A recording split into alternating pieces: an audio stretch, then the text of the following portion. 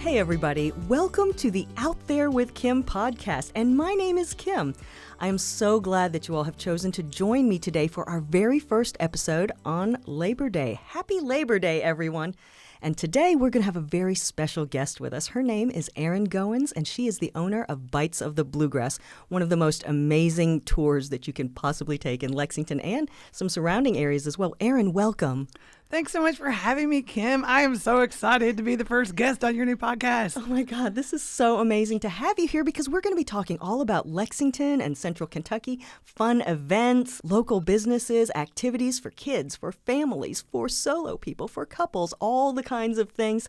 And so I wanted to start off today telling you all a little bit about my history. My name is Kim Dixon, and I, of course, do live here in Lexington right now. I love Central Kentucky, but I didn't always live here. My family and I, my mom and dad, I'm an only child, we're from northern Vermont, northeastern Vermont, right there in the mountains. So my parents decided they wanted to have a fresh start. I was about 7 years old, and they didn't know where to go. We were farmers, rural Vermont. We didn't know what to do. The whole rest of the country is out there, but we hadn't experienced it. So my dad, when he was in the National Guard, he was stationed in Fort Knox. And my mom and her mom loved to watch the Kentucky Derby together. Well, shortly before they moved, her mom died, and they were like, you know what? We know a little bit about Kentucky, and that's more than we know about any other state. So we left most of my stuff at my uncle's house. We piled in to a 1979 Chevette. Erin, this is crazy. We got into this Chevette. I rode on my mom's lap the entire way because at that point, no one seemed to care about seat belts. Things were different back then. Things were different back then. So all of our stuff was piled into the back of this Chevette, which for those of you who don't know what a Chevette is, it's about the size of a painting, basically, a small house painting. Oh, yeah, they're tiny. They are ridiculously tiny. So we drove all the way down here from northern Vermont. I was in my mother's lap. We were headed to Louisville. That's where we wanted to live. The Derby is there, so That's where my mom wanted to go. And we came through Lexington, and they were completely exhausted, of course. And we were on New Circle Road, and my mom was like, I'm so tired. And my dad said, this seems like a nice place. And she's like, okay. So we rented an apartment that day, and that's how we ended up in Lexington. So I'm a Wildcat, not a Louisville Card, so there you go. Well, we're lucky it turned out that way. Thank goodness Lexington got you, not Louisville. But, it's interesting to me how often I hear that the Derby or some kind of big race inspired someone to move here. It's such a testament of a dream come true, right? Yes. That's what they dream about this place, wanting to be here in Central Kentucky and Louisville and the whole state. Well, and Kim, while the Derby, the very first one, was run in 1875, May 17th, at the New Louisville Jockey Club, and of course, Meriwether Lewis Clark, who is grandson to William Clark of the famed explorer duo Lewis and Clark, right? He had built this track because he had gone throughout Europe and seen horse tracks and thought it could be a thing here, and I think it worked out. But he built it there, and that's why the Derby's run there. But it should be no surprise to you that the very first Derby winner was Mighty Aristides, and on top of him was Oliver Lewis, who was just 19 years old,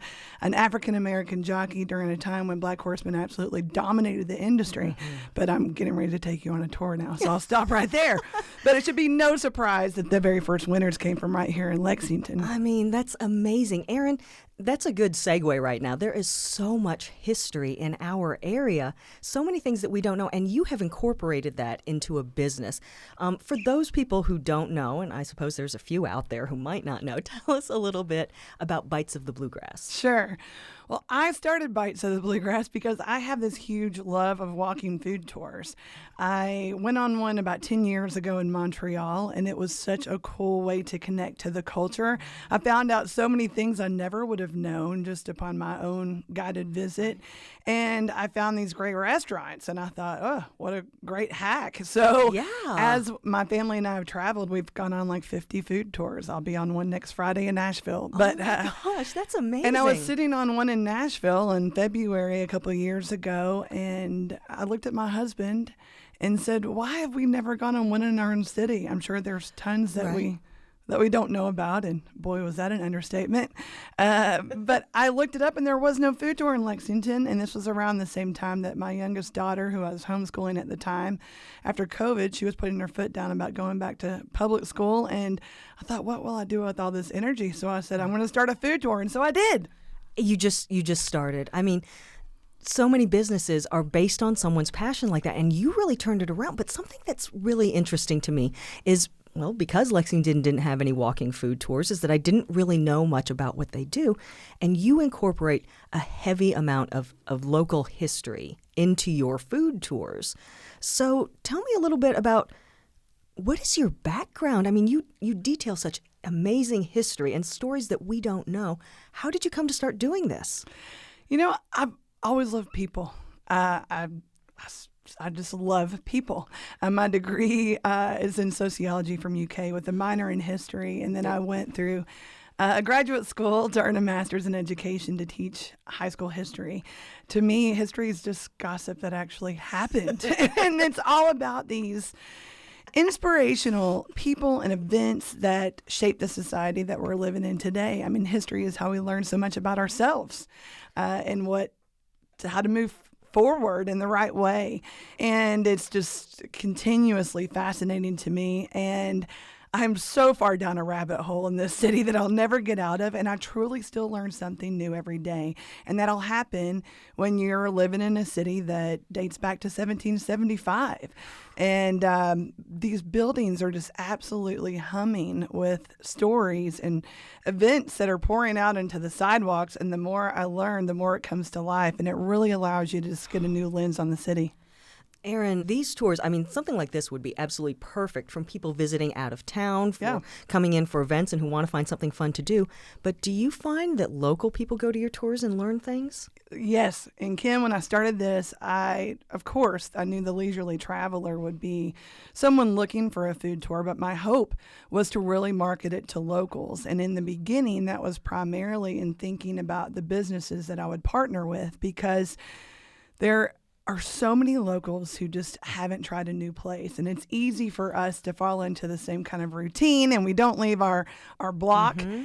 But there's so much to be seen and so many fabulous people working so hard in hospitality in this city. And I wanted to give people a reason to come to a new part of town, come downtown. You don't have to worry about thinking about where do I go. Just park your car and walk in the door and we'll take care of the rest.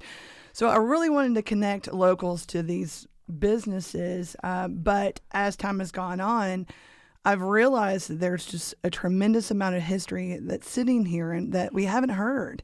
And it allows us to connect to our community, and it's become a real pride of place kind of experience along the way. And I'm so thrilled to continue to build upon that. It's amazing what you're doing. One thing that I wondered about is, how do you connect the history to the food? Yeah, well, I will say that this is primarily a history tour, and I'm kind of doing a bait and switch on you with the food. I feel like I'm going to get a lot more people by letting you know it's a food tour, but something that comes second nature to me is connecting people and places. I just automatically see transitions and ways that things are similar. So that's always been something that's comes just naturally to me. Right. And so it's a natural part of it. But piecing this all together in a narrative that presents our city in the most beautiful way and creates this love letter, which is always the goal, is something that's just kind of right up my alley. Erin, it's amazing. And I got to say, when I am on a walking tour, I could use a little bite to eat every now and again, and I think that is fuel to help me keep going. I just think it's so amazing what you're doing, and you are selling out all the time on these tours. And in fact, you've got a brand new tour coming up. You're focusing on haunted history, I believe. Yep. Tell me a little bit about this new tour, because this is something you haven't done before, correct? I haven't, but it's been the #1 most requested tour. That makes sense. I've just been working like a woman on fire for the last 2 years, and I've now reached a point where I've grown my business to have 9 incredible guides and freeing my time up to create more things. And so this haunted tour has been a long time coming. as I researched the other tours with Bites of Bluegrass, I've certainly come across a plethora of spooky tales. Sure. And so I've been saving those for this tour and finding new ones. And I have so many that the real trouble is going to be to decide how to condense them all. And I'm thinking I'm going to do that by kind of making a little game or gamble at the end that will tell us which stories that we'll hear because there are just too many to tell. I can't imagine. Like you said, we have been a city in Lexington for 1775. Good grief, the stories that must pop up around here. Yeah, we're older than the state. The state itself is 1792. So we were all part of Bourbon County, Virginia in the beginning, named for the French royal family. And Patrick Henry, the very first governor of Virginia, wanted to settle the Wild West, which is what we were at the time. That's true. So he said, I'm giving away free land. And all the Scots-Irish farmers in Pennsylvania thought that was a heck of a deal. They came down here and set themselves right on top of the only limestone shelf in the nation, of course, having no idea why. They threw down a bunch of grain to see what would grow, and pH level was very high in our water because of the shelf. And so they had all this corn. And they had such a surplus, they turned it into liquid and decided it was liquid gold because our water has no trace of iron because of the limestone shelf, and hence bourbon was born. And we're right on top of Town Branch. That's how our city was founded, actually. William McConnell was leading a group of frontiersmen. They were hunting and fur trapping when they heard about the very first shots fired in the Revolutionary War at the battles of Lexington and Concord, and they thought, what a cute name. So they named their campsite Lexington, and that was how it all came to be. And so all of this commerce was set up by way of Town Branch and brought a lot of people here, and trade was established down to New Orleans. And then you had this farming community that was able to support themselves at an early time. And we were known as the Athens of the West by the 1800s. That's right. That's how we get our Athens, correct? Yeah. So, we were just a bustling marketplace, a place where a lot of geographically central to a lot of areas that had really established some populations at this time, and it continued to grow from there. And tying it back to the history, was such a bustling place with so many things going on. I mean, Lexington was the Athens of the West. There were so many people here. Yes, very much. However, there's certainly dark history that goes along with that. Cheapside, which was originally just meant to be established as a place to buy and trade. It was named as a Saxon term, actually named for a very popular marketplace in England. Okay. But that would go on to, of course, include slave trade, which is a dark part of our history, and certainly one that I acknowledge as we go throughout these tours. It's always been my intention to be inclusive. There are so many stories from so many different types of people, and that's who have built our community, and it's really important for me to share our entire history. I think that's so important. History is one way that we can really try to learn about ourselves, and if we can see the whole history, we can see a complete picture of a society, and I think that's important. Absolutely. So going back to the haunted tours, Erin, I'm a bit of a chicken. Is this tour going to terrify me? Yeah. Do I need to bring a buddy with me? There is a trigger warning on this tour, I will say. And it comes with the complexity of making sure that none of these real life murders that have happened and even suicides in our city don't come across as trivial. It is part of our history, and I think there's an expectation of these histories being shared on a haunted tour. So there will be some of those. Unfortunately, the 21C building was the tallest building west of the Alleghenies when it was built in 1914, and it became a popular jumping spot. And so we'll uncover some of the tragic stories there. Right. There are still some unsolved mysteries in this city, the biggest one being the case of Betty Gale Brown, who in 1960 was just 19 years old, and she was strangled with her own bra on Transylvania's campus, and it's a case that still remains unsolved today. Not to mention all the spirits, not just in Gratz Park, but all around downtown, long-standing ghost stories, and even asking questions about how did these ghost stories come to be. Right. Well, if I bring a buddy with me, I might be okay. Right. Is that going to work maybe for me? Yes. And I will say this. I'm going into this haunted tour as a person who does not believe in ghosts, although I believe that we as people are haunted. And, sure. and that's going to tell the tale of this tour. But it's, again, all part of our history. Yeah. And I don't know, maybe it'll help solve some cases. There you go. You never know. You might have some sleuths on that tour. That's right. Well, Erin, tell me a little bit about how we can find out more information about the tour and about tickets. Sure.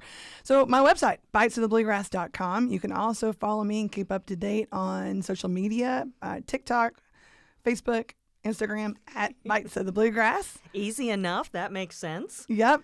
And that's where you'll also find the other tours I offer. We have a downtown walking food tour. Each day we visit different restaurants because we want to share the love with everyone. And there are so many great places in downtown Lexington, regionally and locally owned.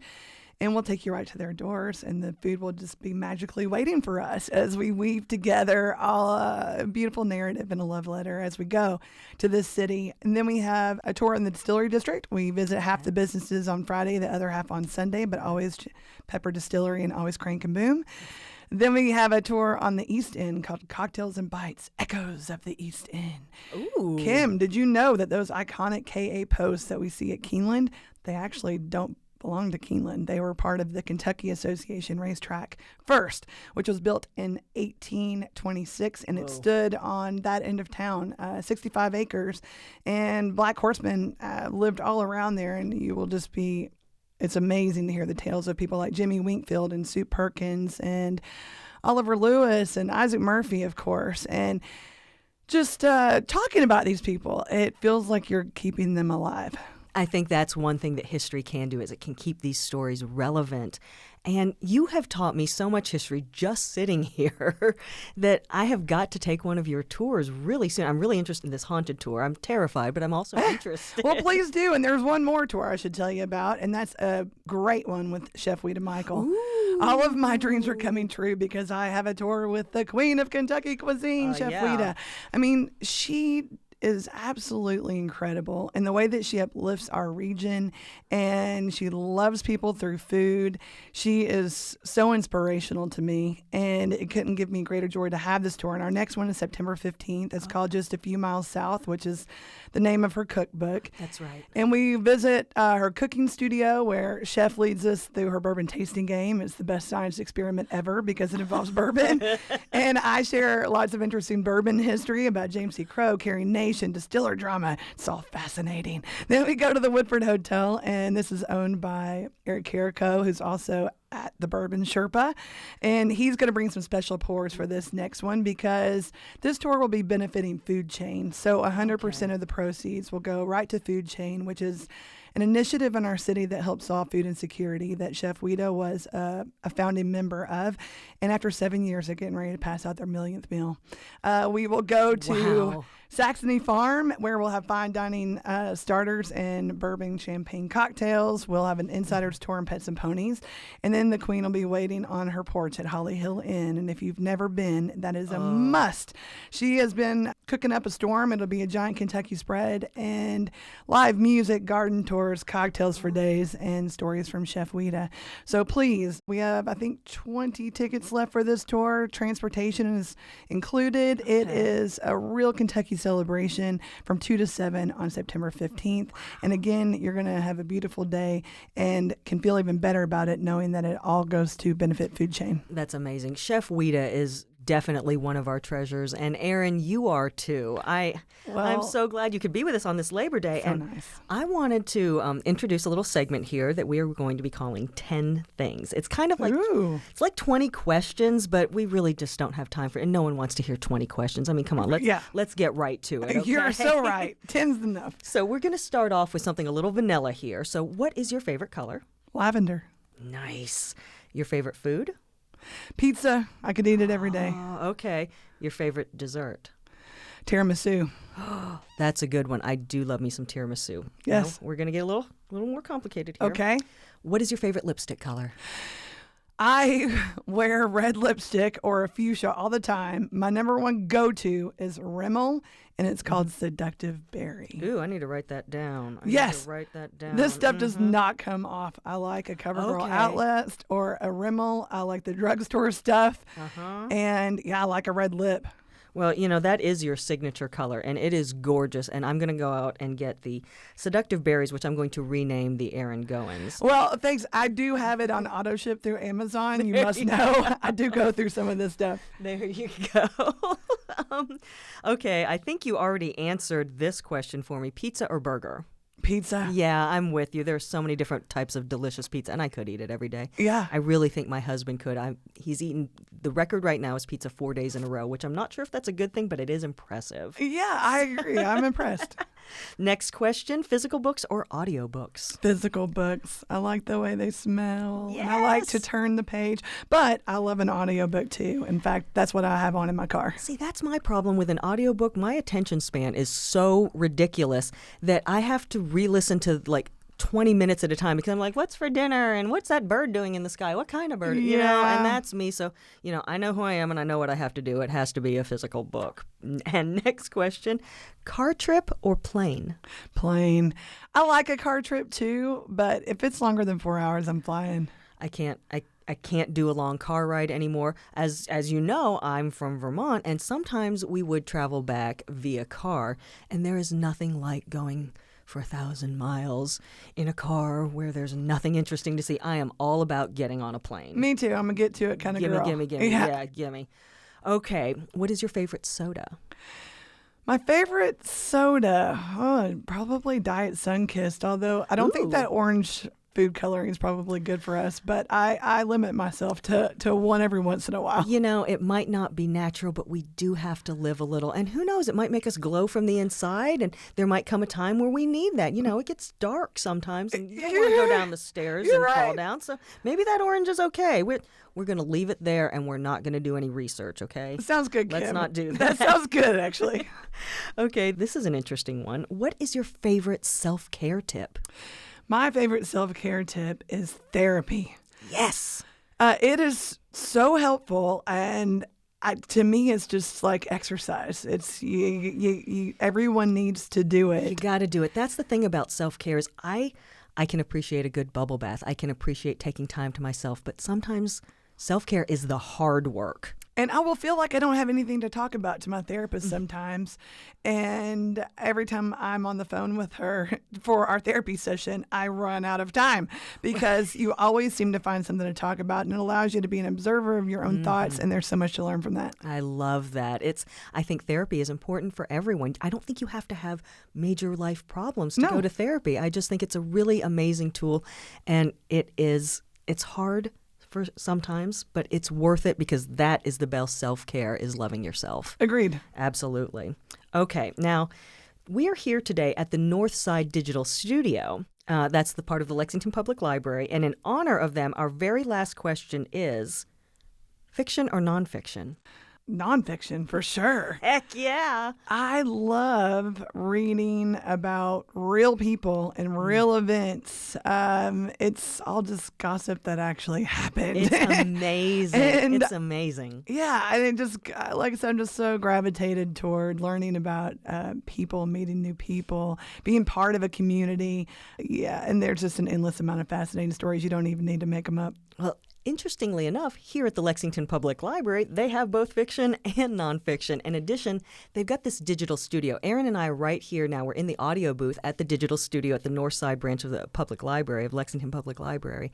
This place is amazing. The people who work here are professionals. They are dedicated to what they do. They have provided so much support to me, and I'm just so glad that this resource exists, and it's free. You can just schedule time. They will help you learn about new things. There's a production studio here. There's a post-production edit suite here.